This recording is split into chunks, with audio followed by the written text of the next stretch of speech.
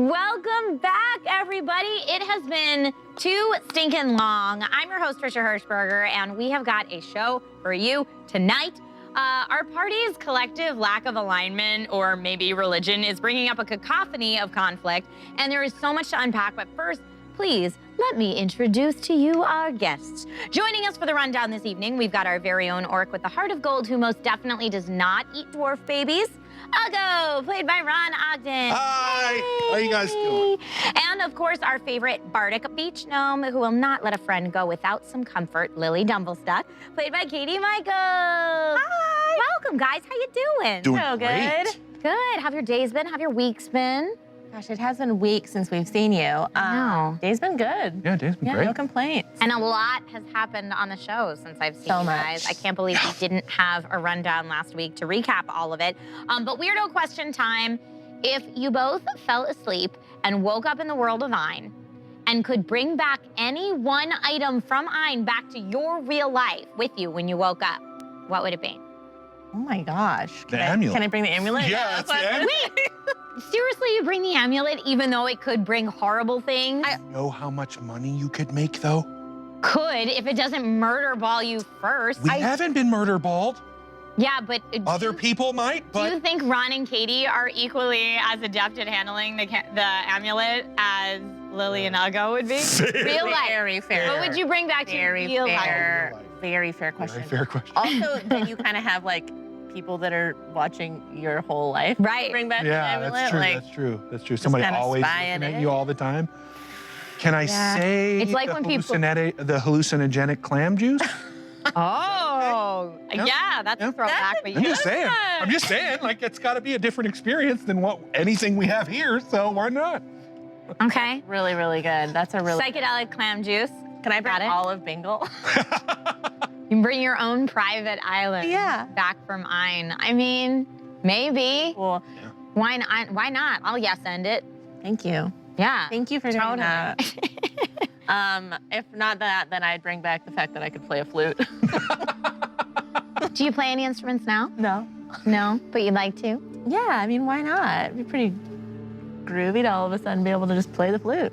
Watch, like a year from now in our adventures, you're gonna whip out like a recorder or a mouth harp or some like random instrument and just harmonica. add that. Yes. I did grow up on Bob Dylan as like the family music. There we so I go. really should play. You just All my gotta brothers do- play. You know, I don't sense any of that in your music. You know, it's never like, Lily, The time. feeling good. You know? Making friends feel safe. That seems like that would be Bob Dylan. I could bring that in if you'd I'm like looking forward to a it. Lily Dillon song. I would like a Lily Dillon song. I have played with the idea of learning how to play the ukulele. My little brother was like, you should learn how to play the ukulele because it's an accessible instrument that you could like Yep. bring on a show. Yep. Totally. I have one. Yeah. Okay, maybe I'll borrow it. Maybe. My tiny human has 4 of them, so I could bring you a lot of those. Awesome. That's more than years he is old. Yes. Correct? Yes. Do you He, get one for him every year? he asks for a new instrument every time there's an occasion to get gifts.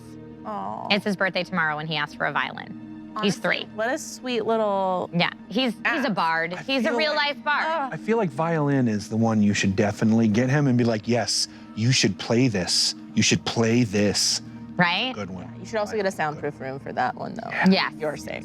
Yes. Yeah, I think he's destined to be a bard in real life. So love I think that. you and him should get together and have We a could song. both learn how to play uke at the same time. It'd be perfect. Did you call it a uke?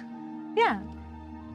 Are you not supposed to call it a uke? No. She's just never played ukulele, so now she's using the terminology. My brother's like an amazing musician. Actually, I have 2 brothers that are incredible musicians, but my one brother plays like 4 instruments. He's in 2 different bands. He Yeah. plays like lap steel and all these things. And he was like, I was there and he's like, just learn how to play lap steel. It's not that hard. And he's like, you just got to modulate I was like, you've already lost me. Theremin. Yeah. You could learn how to play a theremin. What's a That's pretty theremin? good. Theremin's the one that's like a little stick, a stick of metal, and then some kind of a harmonic detector. Nice. You can roll your hand and it goes, whoa! It's like all the horror music from the 40s and 50s. Yes. That's a Wow. theremin, yeah. All of my songs. I did improv to For Lily, all my songs are just horrifying after I learned how to play an instrument. That's what I'm like. Someday I want to play a bard that like only plays the didgeridoo. I love that. a bard Right. concept. I love it. Bard concept is just a political speech. You just Oh. his bardic knowledge is political speech. Wow.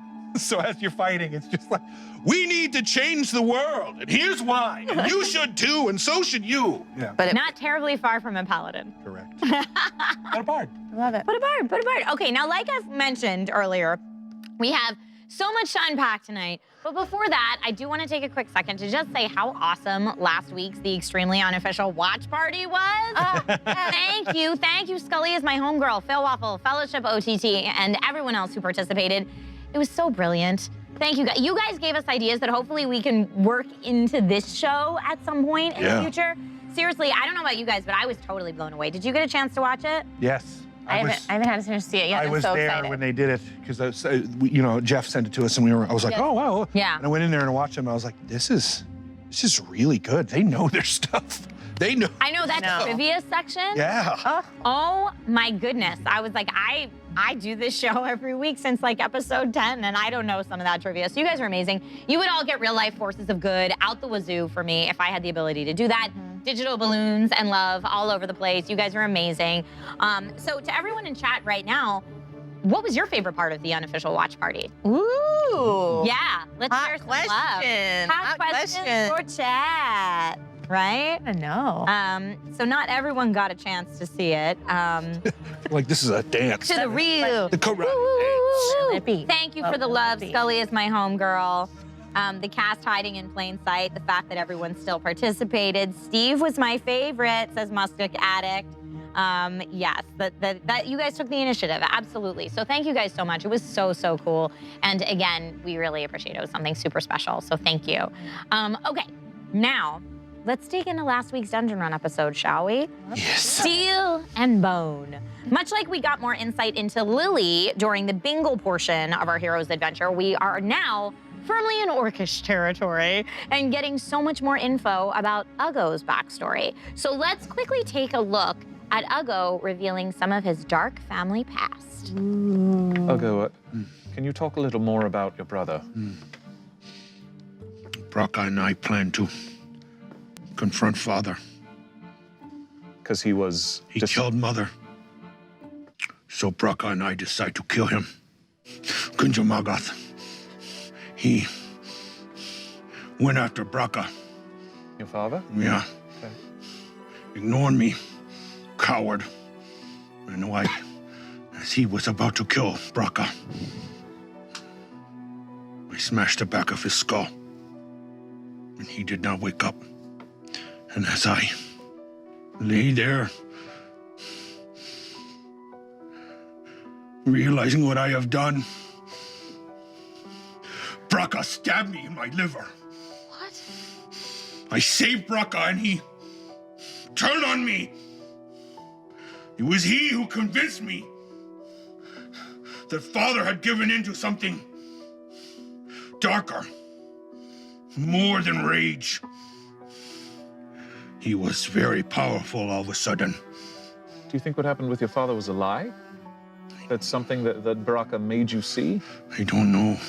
I was very confused. I am very confused. Okay. I idolized Braca. He taught me many things. Most of my wisdom came from Braca. He taught me to see where most would overlook. And that was the last you saw him?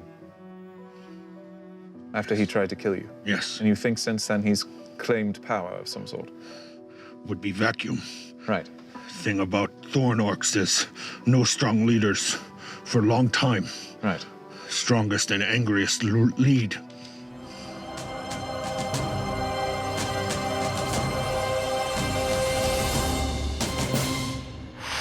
All right, man-sized Puss in Boots in chat said Uggo and his brother would be a big hit on Dr. Phil.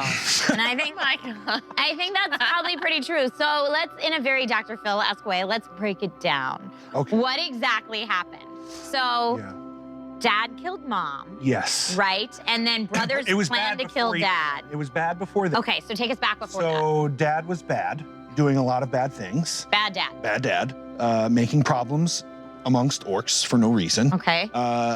Killed Mom. Mm-hmm. That was last straw for Braca and Uggo. Made plan to confront Father. Father turned it around on them. So the plan wasn't to kill Dad. Plan was to confront bad Dad. It's hard. Okay. Orcish societies, especially like Thorns, most orcs are, if you're going to take me out of leadership, then you have to kill me.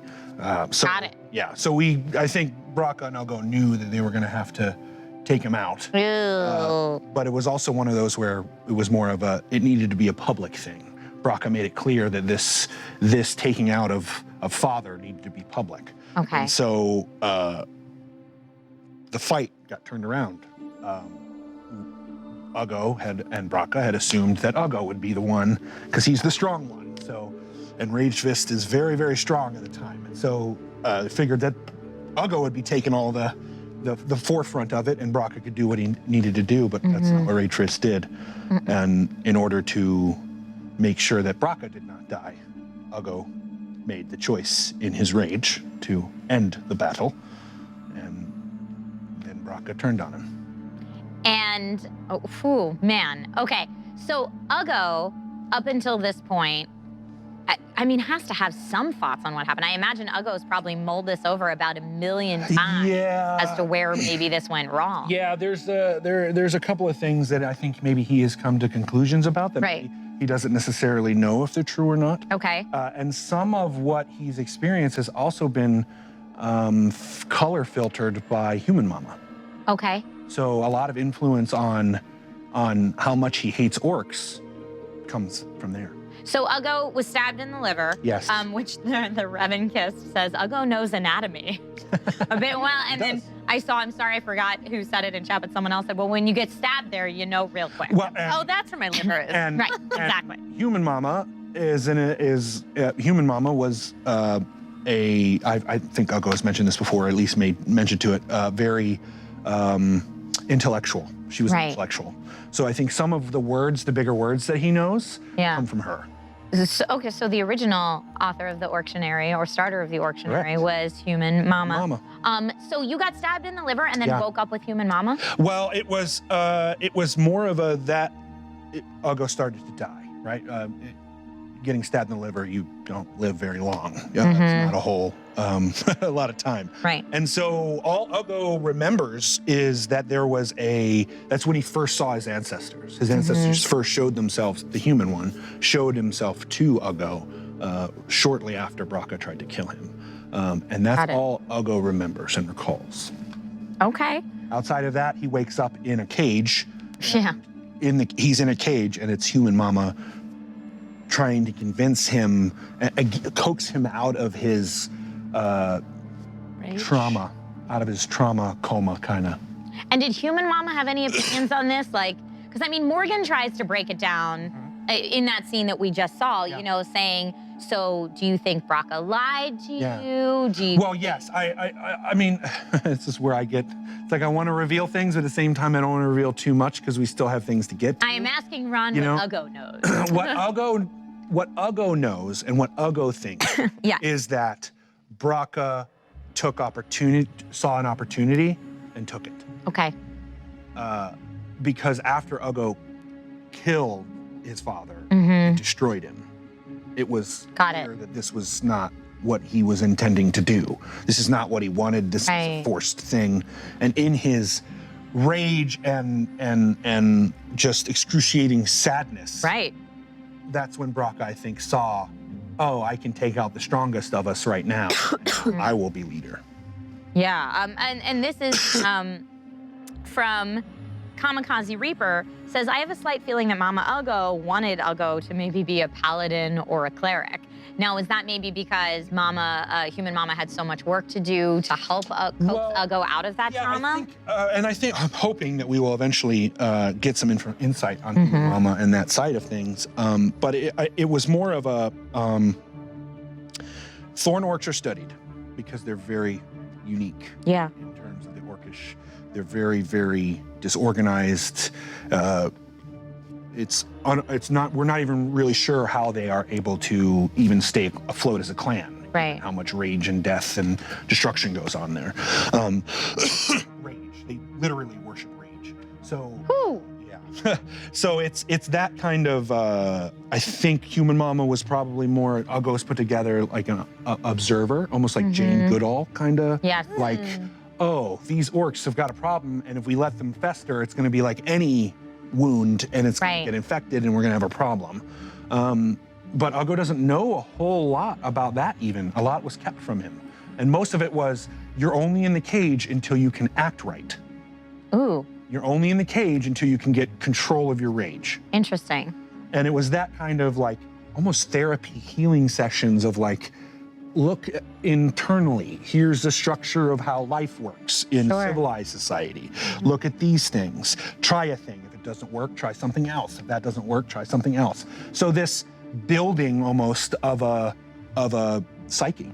Yeah. Really rebuilding a psyche. And giving you coping mechanisms Correct. that we see Uggo use time and time again. Correct. Through our adventures. Now, Katie, how does Lily feel hearing this kind of dark backstory? I think Kamikaze Reaper again was the one who asked about it in chat, saying how will Katie handle this dark past about Uggo? I feel like Lily tends to stay very calm, and when things go wrong and people get really upset or have trauma, Lily tends to come in with a much more eloquent version of, it's gonna be all right, you did the best you could, like really just chip her up there, you know, chin up, it'll be okay. And I wonder, because that seems to be the default so much, is that Lily's coping mechanism for awkward situations? Probably a little bit. I think it is one of those things where it's like you can be a person who panics, and then the second someone else is panicking, I think a lot of people's reaction is to be like, okay, I have to be the level-headed one now. Right, yeah. And that's how Lily is. Lily is enthusiastic and she's positive and she's chipper, but when then something traumatic happens, her way of dealing with it is, okay, I'm gonna remain calm because that's what this person needs right now, is a calming environment, and to really listen to them. Yeah. I think that's how she was raised. I think that's how her grandma is. Yeah. And how she observed her on the island in much less dark situations, but still, again, we worked at a bar, and I use it for different analogies, but like things get rowdy at bars and things get out of control, and They do. heated conversations, and that has what, you know, I think she was taught to use that as her mechanism. Well, and I think that she's very good at it, you know? So you default to what you know works, and that's what works for her. But I wonder if then Lily has a moment later where, you know, in the moment, it's like, this is fine, you did the best you could, it's totally cool. And then like as you're going to bed at night, you're like, do my friends really just murder everybody? Yeah. And like where you take a moment to really let that sink in and what that means. Oh, there's definitely been moments where you could watch back where Lily's like, I'm not gonna say anything right now because I'm realizing like, oh, you're saying you've murdered many people, and I don't have something immediately to say to that because Cool. that's not my experience. I'm gonna be calm, and I'm not gonna say something wrong. Okay. So yeah, there's times when Lily's actually probably more quiet than your regular bard because she's really trying to not just speak without having time to think about it herself, I guess. Smart. Do you think any of this shakes Lily though? Oh yeah. Because I mean, when we see her, she seems pretty cool and calm and collected and ready to take control, but this is big stuff. Oh yeah. I think that conversation was it's really hard to hear anybody that you love or you're close to have like a traumatic backstory or experience, you know? Right. So of course she doesn't like hearing about it, but it's how do you deal with it? How do you remain calm for that person? Right. Yeah. So I think Lily looks at it of like, it's not fair for me to panic in this moment because this isn't my moment to Ooh, that's interesting. Yeah. This isn't about my feelings right now. It's about someone else's. And now, does Uggo worry about saying this stuff in front of the whole family, particularly in front of Lily, or is it just kind of like, I don't even want to say it out loud? I don't even think Uggo has any shame about it. I don't think he really has any shame about where he's come from. He's survived. And it just happened to you. It's not like he had a choice in the matter. So it's that. I think for Uggo, a lot of the truth is he hasn't had a life where he could afford to lie.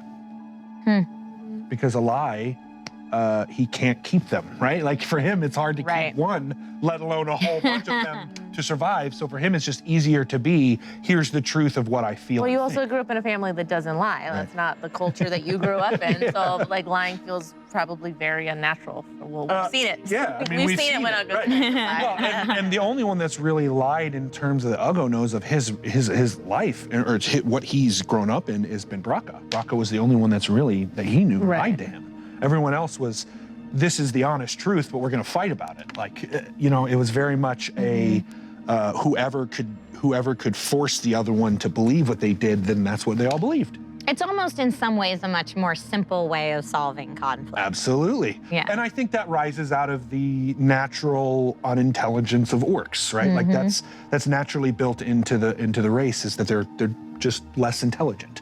And so it doesn't mean there isn't any wisdom that can come out of all of that. Of course, yeah. With Uggo, but given what else is going on, and Uggo isn't sure what's going on, his particular tribe is in much danger and trouble. Yeah. Yep. Which space in chat says Uggo needs a third sleeve to wear his heart on? So good. It's so true. So, I brought up Morgan trying to break down what actually happened here. Has Lily tried to figure it out at all? Like, there's some holes in this story. Does Lily have any opinions on maybe how one goes from getting stabbed in the liver by their brother to being in a cage with the human mom? Or, what are Lily's thoughts on this? Yeah, I mean, I think Lily has lots of questions on this and on a lot of people's things, but it comes back to her also, like, Uggo and Lily were really close right off the bat, and Lily understanding, like when Uggo came to me and was like, Morgan, or gosh, James has secrets. Morgan has secrets. Morgan's also killed me. When Ron came to me out of the game and was like, Morgan has secrets and I don't know. That's what they were. I didn't know. Wait, so what happened? This was an out-of-game conversation? No, I keep, because like, poor Morgan, we keep saying Morgan, James, Right, Morgan, we keep messing up.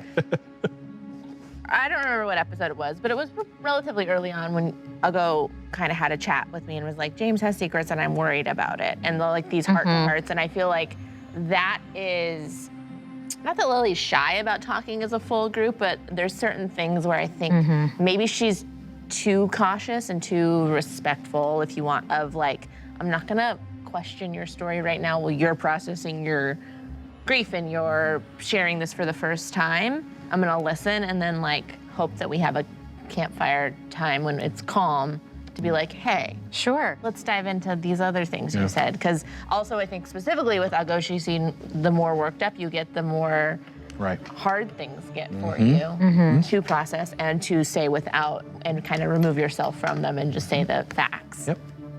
So that's her approach. Yeah, Uggo really struggles with the rage aspect of, he can't get into rage and think clearly. Like, the ability to think clearly goes out the window.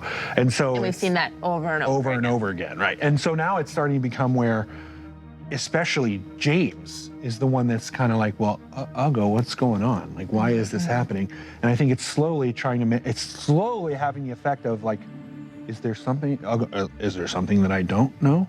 Am I missing a part that these families see that I don't see, that I need to understand? And so it's an interesting dynamic to actually to go through. So it's always interesting to me how hard Uggo is on himself and how Uggo feels like he just can't get anything right, when we all know, like Waffle Daddy 89 says in chat, and Uggo needs to give a life advice podcast. Because at this point, Uggo has been through so much that I feel like Uggo would have a lovely life advice podcast. And speaking of advice and life advice, let's take a look at Lily bringing her A bartender game and cutting off Civ for last call. Let's check that out. Well, I don't enjoy killing other people just because someone tells me to. Yes, me either. I've done that, and it doesn't ever end up being a good thing for me. So I was hoping to avoid it, but it seems as though our destiny is to be an instrument of chaos, an implement of destruction. I just hope that the destruction that we wrought upon this world will fix it in the long run and not endure and grow into something far worse. Does that make sense? Yes. I guess what I would say to you is I don't have war experience. I grew up on a vacation island. But there comes a time at night in a bar where people are buying other people drinks and they don't need them anymore and you have to cut them off. And it's not fun. You're the bad guy and it doesn't feel good. But you have to do it because it's for their own good, even though they don't see it. And I feel like if I can make a bar analogy right now, it fits here. And we're the ones who have to cut this off. We're last call.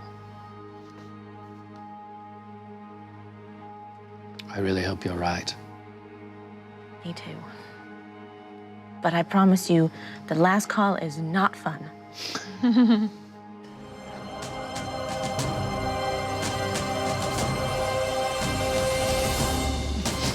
It's really not. Last call is no fun. Talk to us about Lily's approach here. How did you come up with this in that moment? Oh gosh. I don't know. It's funny because Jared was, again, talking about these backstories. You and Jared both have these very dark backstories, and I was like, how can Lily possibly pretend to give advice on this? Because she hasn't had that experience, you know? She, for purposes of this game, had like the poster child upbringing. Everything was happy, everything was good. You know, for the most part, everyone has their own little... Till your family gets relative. kidnapped and taken over the sea and, you know. Yeah. But who died? So even then, like your family had a, you know, Yeah. like, A lot of people with Bingle died. For sure, yes, but your family It's means true. specifically. Yeah, It's true. Yeah, but my Yes, family did make it. specifically, you're right. So I was like, what's in my mind? I was trying to think like, what was the uncomfortable thing that Lily had to go through? What was the thing that, because everyone has something. Again, experiences are kind of relative, and so we all have like our traumatic. Even if my traumatic is much less than your traumatic, still in the time it's Still hard. trauma. Yeah.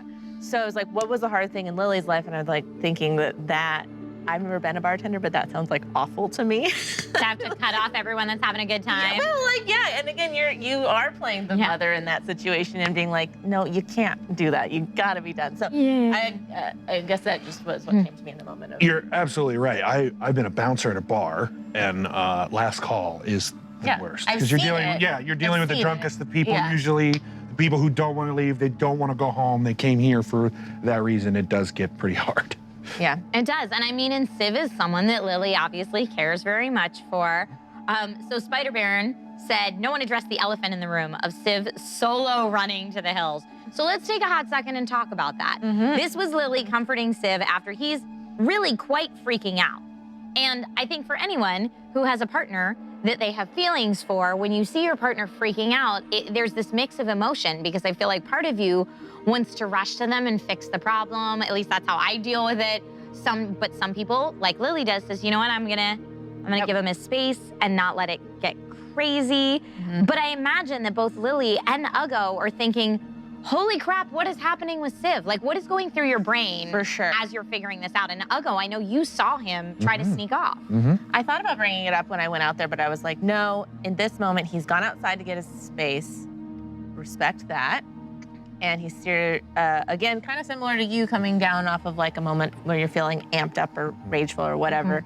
He's coming down from whatever this thing that is making him crazy anxious in a way that we really haven't seen Sid act. That's what he said, like one eye was bigger than the other. Yeah, And like clearly something is going on. And so he, you know, I, again, wanted to not talk about that. Wanted to have like a conversation that brought him back down to, which again is my strategy with everyone kind of in their own unique way, but is like, how can I bring you back down to your normal so we can get to what's actually happening? Because if I'm amped up, if Katie's amped up in real life and I'm freaking out about something and then someone tries to like talk to me in that moment, I'm not rationally gonna be able to have a conversation about it. Sure.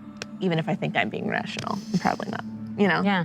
So that was kind of my strategy with both of them. Yeah. Because I think Uggo and Civ are both extremely passionate characters too. Yeah, you're No. in a way when you're like that, you're under an influence. Yeah, right? When yeah, you're drunk. He's under Yeah, influence, yeah. and it's almost like being drunk. You're In fact, intoxicated with emotion. the biggest thing there that I think we will end up having a conversation, I hope to have a conversation eventually, is the reliance on another drug to solve the problem, right? The reliance on alcohol to solve Yes. the influence issue. I told And him that that's- was gonna come. Yeah, and it's and look, and I think that's one wonderful play on Jared's part, because that's exactly what happens. Yep. And two, wonderful play on your part in saying, like, we have to address this issue because it becomes an issue. Wonderful. Yeah. To see any of that was just fantastic. It was fantastic. And it was also interesting for me as a viewer and a fan of the show to notice some differences in how you comfort Uggo versus how you comfort Civ. Is that intentional? Does Lily know that's happening? Hey, tell me. Yeah, so from my perspective in chat, let me know if I'm way off base here. But to me, it's like anytime Uggo's upset, I feel like Lily's like, oh, but Uggo, it's gonna be okay. And you're like right there, like gotta comfort Uggo. Uggo's upset, gotta comfort Uggo. Whereas Civ was upset, and I almost felt like a reluctance of like, I don't really know how to handle this yet or what my place is in this, so I'm just gonna back off a little. Whereas I feel like Lily and Uggo's relationship is already very established, so maybe Lily feels more confident. Am I reading that right? Yeah. No, I think you're right. I think you're totally right. I think Uggo and Lily had that relationship again right off the bat. So Right. there's a comfort level and a like, hey. Yeah, and I had just baby cradled you through a war. So yeah. Yes, but we have that, our relationship has that chemistry of like the trust, I guess, of being like, hey, I'm here for you. Yeah. And I'm gonna act as like, when I touch you on the arm when you're raging, it's like, you know that I'm your support, you know? Right. So I'm trying to That like, groundedness. that groundedness. With Civ, I haven't had to do that as much. And then there's this added level where I'm trying not to, again, like, I haven't decided how Lily, is gonna fully handle the Civ situation. So again, Lily's treading very lightly with Civ to be careful not to give mixed signals or do anything that's unfair on that aspect, but still wants to be comforting and still does really care about him. And so there's definitely, and I haven't done it for Civ, so like, it's like, that's our relationship. Yeah. Early on established, and so it's very comfortable. Well, again, and I talk about a lot in Zero, one of the first things that Uggo saw you see was your first experience of death. And that for Uggo is a huge thing, right? Knowing that you experienced death for the first time is wow, people don't know about death. That's a thing that doesn't, like, there are people in this world that have never experienced death in their life. I experienced it a lot. Yeah, and now you experience it all the time. Right. Constantly. I mean, I feel like our whole group is desensitized a little bit, and someone in chat just really said, at some point, everyone in this adventure, Sunny D400 said, I believe all the characters will or have some sort of PTSD. You guys are going through a ton. Well, and that's, I have always had that conversation, especially the groups that I play with in D&D, where it's like, we talk about the murder hobos in D&D. Sure. Yeah. And that happens a lot in a lot of different groups. But that was one of the things I really loved about playing an evil campaign, was that you really put under the microscope what this is. Yeah. Like, what it means when you say, oh no, yeah, we just slaughtered all those orcs over there. Okay, well, that's one thing to say at a table when you're rolling dice. And trying to collect that XP. And trying to collect that XP. You're right. But when you're in the middle of the battle and an orc's arm gets cut off and he's screaming in pain for mom, that's gonna be real traumatic. Which Jeff does so well. Exactly. It's terrifying. I think Katie's gonna have PTSD from Jeff's acting. Yeah, I mean, but it's that. I love that Jeff goes there. Right? Yeah. I said it before. I love that the dwarves were not the untouchable good guys. No. Because that's not realistic. No. In a war of hatred based on race, nobody's the good guy. No one is. Right. And so the fact that he brought that to life is what, for me, is just, I love playing in this environment, because now we can really talk about stuff that's hard in a way that's presented well. Right. Yeah, and in games where you don't have such colorful actors or such colorful DM, you might not get that, that feeling of what war all around you would actually be like. Like, I felt watching it that I just wanted to scoop you all up and save you, because how terrifying is that moment for these characters that we've been journeying with for so long as the audience. It's absolutely nuts. So we all completely get it, or at least kind of get it, I would say, when Civ just wants to sneak off. And have some alcohol and needs some alone time and is totally freaking out and is going back to his original accent and Lord only knows. What do Uggo and Lily think is going on with Civ, though? Do you think it's just like what's happening around, it's the same thing you're all dealing with, or do you think that he specifically, something else is? Uggo thinks Civ's probably struggling with the fact that doing what he's done is so easy that it's fun. Got it. And now he doesn't want to do it anymore because it does have a toll, and he's realizing it takes a toll. And the people that he talks to, like the priest in Winkberg, have made it very clear to him this all takes a toll. And now he's got someone that he really loves who's watching it take the toll on him. And I think all of that kind of comes to a head and makes him start to super worry about things. Maybe. I love that. I love that hypothesis. Yeah. And, you know, does Lily have any thoughts on it, or are you just kind of like taking each day as one moment right now with Civ? My perspective is partially that. I think it's a lot of, you know, Civ always talks about he regrets his past. He has a lot of shame around his childhood and the things he was forced to do, but still partake in. Right. And so I think for me, it's kind of it feels like Civ is growing into this person who cares a lot more than he's comfortable caring. Yeah. You know, he's feeling these feelings that he's shoved so far deep down inside, and they're coming up. And that's what it seems to be for me, as someone who's like letting a guard and another guard down. He's so many up. Right. Yeah. The process of that is hard and painful and scary and vulnerable and all those things. All those things. It sure is.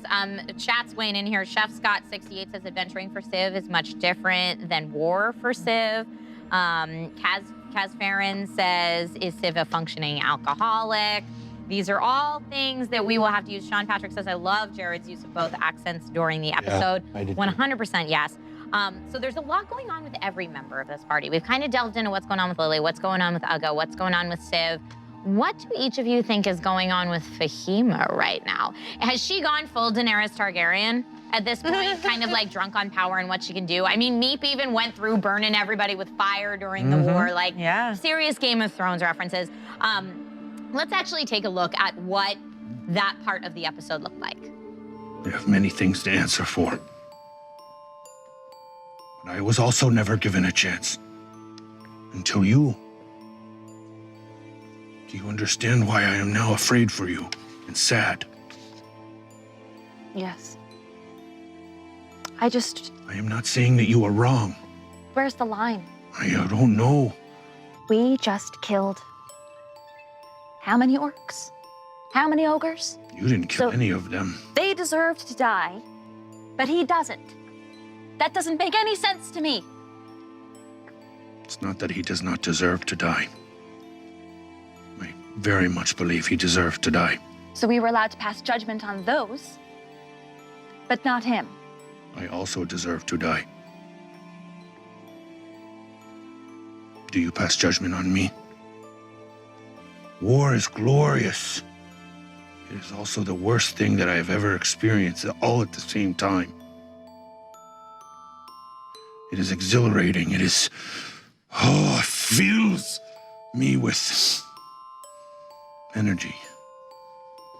But it also takes away your soul. So it is good that you feel anger and rage. That you and I have in common. But know my experience, in that I have only ever suffered thinking the way I have thought. It's not to us to pass the judgment. However, I think slitting the throats of people on the battlefield, lighting them up on fire, is passing judgment on them. So again, I don't know where the line is. And you ask these questions about yourself, and you're right. I guess we can't know.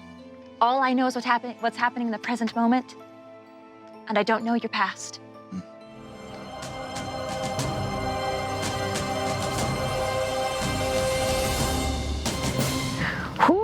Boy. All right, chat's all over the place on this one. I see some people saying, I completely get what Fahima's saying. She's saying a bad person should die. That's not that dark. Sean Patrick says, I stand with Fahima with this argument. And then on the other side, Dreamblaze says Fahima's becoming an evil Sith Lord. And there are people who are saying, you know, maybe if the Ashen Mage, Witch Space said if the Ashen Mage makes the offer again, not sure what Fahima would choose at the moment. But overall, everyone loves that Uggo and Fahima were able to have this moment where they talked about the realities of war and what that means and how Fahima's character is progressing. So what do you guys think is going on with Fahima, both as players, as Katie and Ron, and then also as your characters, as Lily and Uggo? That conversation made me feel like Fahima just took her first political science course in college. Why? Because everything's so black and white, and you're like, Yeah. what is right? Like I'm like flashing back to me like my first like semester of college. Yeah. But yeah. People die, that's wrong, and like, all wrong. all terrible. We're all terrible people. Yeah, yeah. It's like taking like a comparative religion course or anything like that. And you're like, I don't even know anymore. Yeah, I learned all these things and they're lies. And what? Yeah. Yeah. I would. That's a very astute observation. Yeah, I think you're dealing with someone who's young, who's seeing that she has power, and as she grows into it, she's getting more and more power, and it scares people who are dangerous that are around her, right? Like it's clear, like, yeah, Fahima, I don't know, you scare me. yeah. Yeah, and for Uggo, that's great, right? It's not, okay, cool. There are other people who are powerful and scary now. Now I have someone that I can be like, okay, you know, one thing I was really personally experiencing is wrong in the last episode is I felt like Jeff was putting Groligo out as, look at yourself. Ooh. Uggo, look at yourself. At least that's how Uggo looked at it. The whole time he's like, that's me. It would be very easy for me to have been Groligo. If Braca hadn't killed Uggo and had praised Uggo for the death of his father and had conscripted him into the military, that could very well be Uggo that you're talking to across the way there.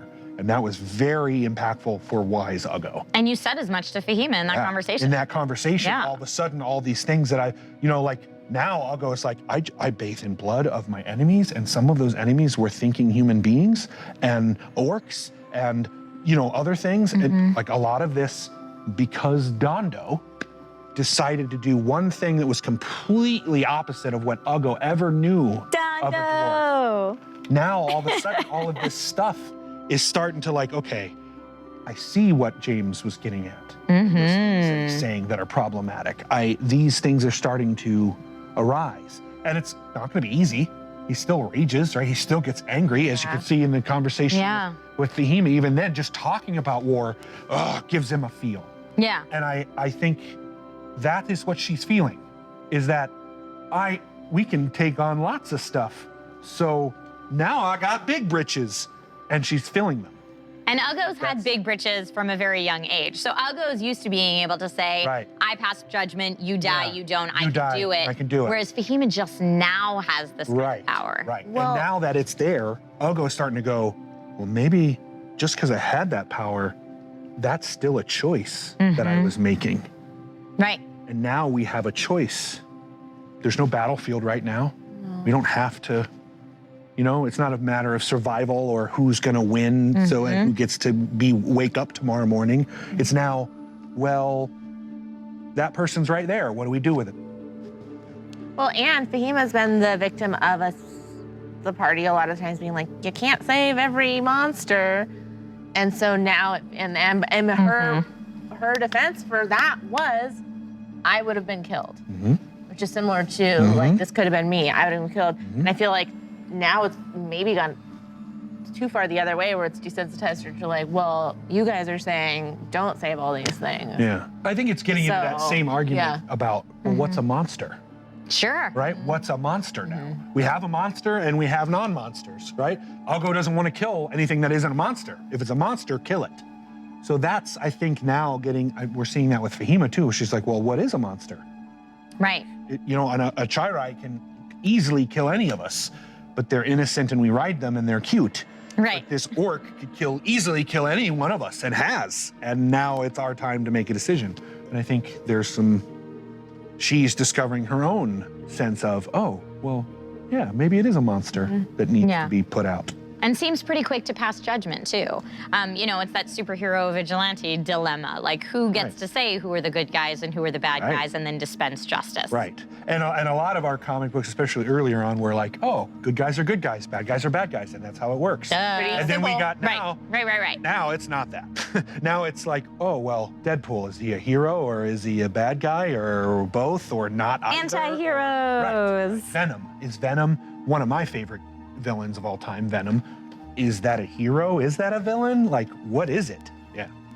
I love that kind of Yeah. stuff. How many people love Harley Quinn? Yeah, right. You know? But if you look at her on paper, that woman's psychopath. She's a psychopath. Oh, and terrifying. And terrifying.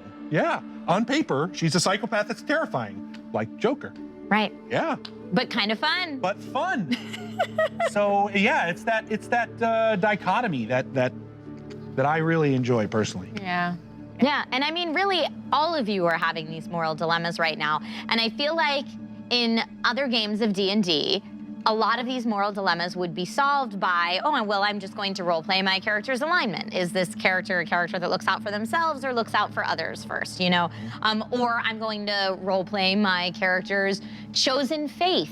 Who is my deity? What do they believe in? I'm going to do that. But in this campaign, we've specifically chosen not to have hard and fast alignments, and no one chose a faith. No one's a cleric, no one's a paladin, no one has a faith on the side that we know of. So do you think that's part of what's making these moral dilemmas so difficult?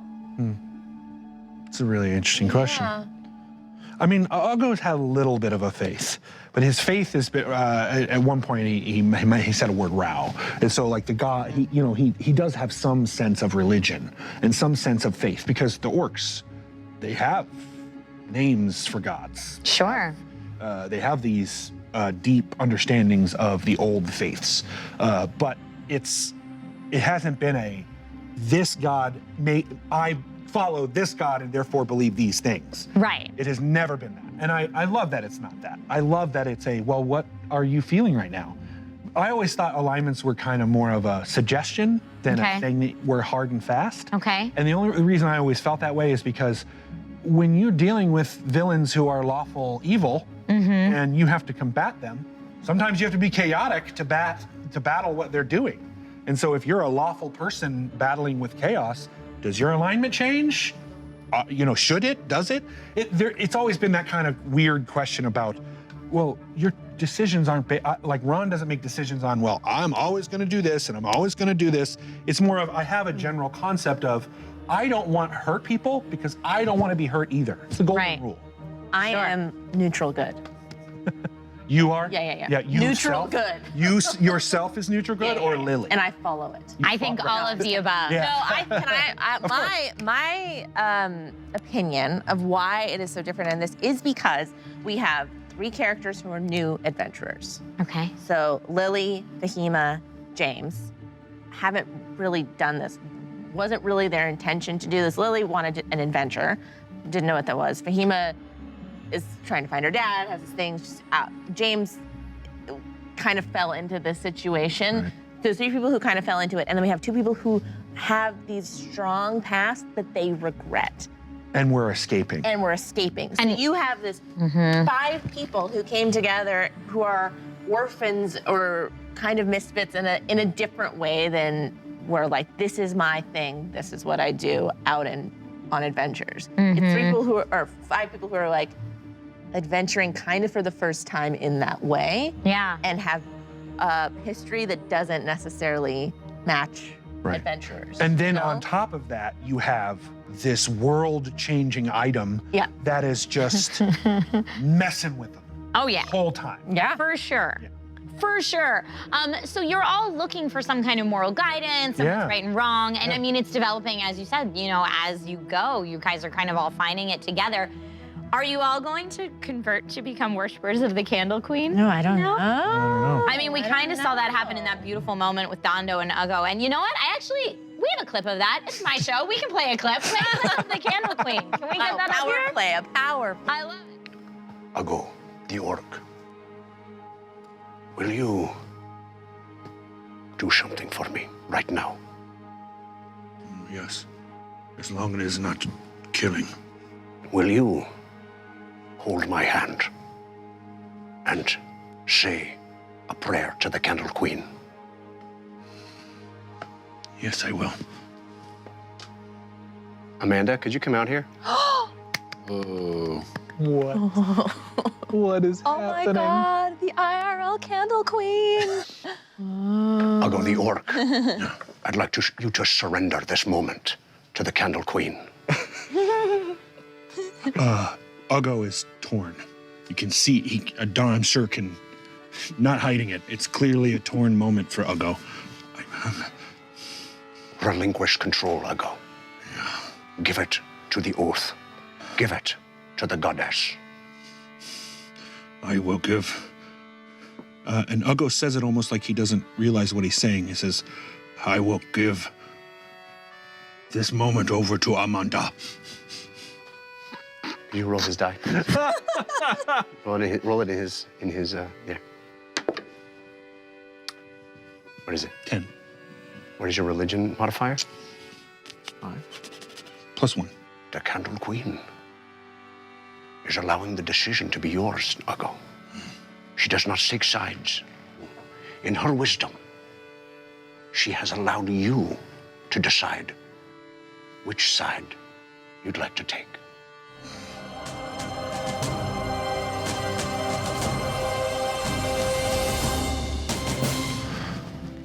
Amanda. That was Amanda. so good. Amanda, yeah. Well, I can't take credit for that. That was definitely Jeff's doing. Was that a It Jeff was thing? definitely Jeff's thing, yep. That was very creative. I loved it. Scully is my homegirl. We're all right there with you when you said that little smile from Ron when Amanda first came out. yeah. What a moment. So good. I got actual goosebumps during the. I know. Amanda's a very lovely person. I like her a lot. She's a great person. We love you, Amanda. Love the Candle Queen. Amanda's amazing. Celtic Surfer says, I was at the gym with my mouth agape in amazement. I know I was joking around with everyone when I came in today that I peed a little when Amanda came out because it was so amazing. Yeah. It was very, very lovely. Thank you, Amanda, for being such a good sport as always. And yes, we will leave the question of will the party now become followers of the Candle Queen to help determine their moral dilemmas. We will leave that into the ether. So quickly, because we don't have that much time in the show left, unfortunately. Dang. I know. Seriously? No, we seriously don't have that much time in the show left. So, very quickly, give me your predictions for what's happening next. James cast sending to Urtenfurt, and Jeff came up with that amazing rhyme on the fly. Oh, yeah. Yeah, kudos to Jeff for that. We've got Kudos to 4 Jeff, forges coming up. What can people expect when the adventure continues? Oh my gosh, what a question. Yeah. Well, I think this next thing is gonna be realigning us all as one unit. And that's like a big goal. I think there's going to be a lot of apologizing by Uggo Okay. Oh, to the family, because I think he's starting to. I have experienced moments of almost complete change of personality. I survived some things, and there was one moment in college where someone told me that basically, I don't like you. And they were a very close friend of mine, someone I trusted. Wow. Very much trusted. His name's Adam. He's actually the first person who bought one of my minis. Painted Yay, for a little dwarf. Painted him a little dwarf. Yeah, Adam. And he, it was very moving to me because I was in college. I was out of a very strict household for the first time in ever. So I was, and manic and, just a bunch of stuff. You said that Uggo's partially autobiographical. Yep, partially. Yeah, there are parts of it, and I try to be clear when it's not autobiographical. My brother's a wonderful human being. Stabbed in the liver, probably not true. Not my brother. Reed has never stabbed me in the liver. I can say that. Again, Reed, I love you. Basically, someone had the courage to sit me down and say, I don't know if you know this, but I don't like you, and a lot of people don't either. And then explained why. Okay. And it was such a heartfelt moment and such an honest moment that it made me realize almost immediately that he was absolutely right, and I had been fooling myself into believing otherwise. And that it took just that one person to have the gumption to say, that's a thing, for me to go, wow, I have got a lot to change that needs to be changed because of this. Adam is still a very close friend of mine to this day for that reason. Shout out to Adam. Shout out to Adam. Yeah, being an So it- Adam still awesome doesn't human. like you though. Yeah, still Oh, okay. still not friends. But we'll definitely Yeah, buy your definitely. minis because Yeah, they're definitely awesome. buy minis. So it's that moment where I think Uggo is all of a sudden starting to realize some of the things that he had convinced himself otherwise Yeah. were true. Yeah. That's a So, hard moment too. yeah. It's hard and it's not fast. Yeah, and it's not Change those fast, things right? overnight. Exactly. Well, you, Ron, as an actor, are doing an amazing job role playing it, so thank you. I'm And trying my best. Katie, you're doing a great job dealing with the aftermath and dealing with everybody here. But we briefly mentioned your minis, Ron, Yes. and your creativity. Yes. Do you want to let everybody know what's going on with that? So starting soon, because I had to get it, my laptop died. I've got to get a new laptop. I'll be painting on Saturdays around noon. I'll start doing little mini paintings of my own minis. On your caffeine channel. On my Caffeine, Ogden. Okay. I am Ogden on Caffeine. You can follow me if you don't already. I'll paint minis, and yeah, we opened up a little Etsy shop called Epic GM Co. Every person is crucial. Every player is crucial. I love is the it. concept. And right now we sell our own minis that I print in my own home and paint, or at least Zenith will paint them and send them to you. And I give you little stickers and I write little messages and stuff. I love it so much. That's so cool. So guys, if you need minis for your own tabletop adventures, Etsy.com/shop/epicgmco. yeah, hit They're up Ron. awesome. Please. So cool. And speaking of really cool creative things, this community never ceases to amaze with really cool creative Oh, things. yeah. So we've got some really awesome fan art that popped up onto our radar. And let's go ahead and check that out now. We got to show some love to Elliot Rodriguez for these. Look how fun they are. The bladder inner tube is so good. And then I believe we've got one more. Oh, yes. Oh, yeah. Which, that amulet right there, I love that it's in the drawing tonight because Katie is also wearing it on tonight's show. I am. I got a little pin. Yeah. Surprisingly enough, Elliot also designed this pin. Yay, Elliot. Are we surprised? I'm not. Are we even Elliot, you're so surprised, talented. Elliot? You are Pay very- attention to your inbox for some swags maybe and stuff. Speaking of swag, we've got lots of amazing comments tonight, but the comment of the night, who's gonna earn themselves some Dungeon Run swag, comes from Dreamblaze, who said, question for Katie, have you been practicing your resting Gus face? Oh. And have you been? No, but I'm No? ready. I'm ready for tomorrow. I have been preparing mine, yeah. I Yeah, can't that's practice it cool. because then everyone thinks I'm mad. Yeah. Resting Gus face. I love it. I love it. Okay, there it is. And that's Ron's. Brilliant. Well done. Long personal bubble is Gus, and you have popped it. Very good. Now we've got the Gus face coming back because I want everyone to remember that, that tomorrow night's episode is a special one-off episode featuring a guest DM, and that guest DM is writer-actor Todd Stashwick. And of course, our cast wonderful characters. Wait, do it again. Almost kicked you. Do it again. Wait, Mine's not hold that on. long. And one more time. 1, 2, 3.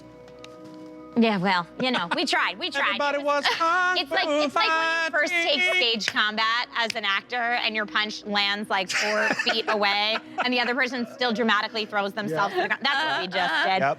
But seriously, this next one off that's tomorrow night, Todd Stashwick, guest GM, our cast is bringing back their awesome characters from Mending and Magic, from that side quest. So make sure that you tune into Caffeine at 6 p.m. Pacific time to watch it live if you dare. And then, of course, next Tuesday, right back over here for the next Dungeon Rundown. We're going to be shaking things up on the Rundown, so make sure to get in that Discord or in the YouTube comments or hit us up on social media. Let us know what fun ideas you have for this show, because this is your show too.